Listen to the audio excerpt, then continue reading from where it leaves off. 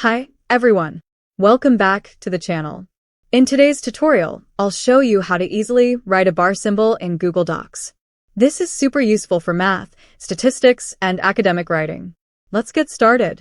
Open Google Docs and go to your document. Place your cursor where you want to insert the bar symbol. Next, click on the Insert tab at the top menu, then select Equation. This will open the Equation toolbar. From the toolbar, choose Math Operations and select the X bar symbol.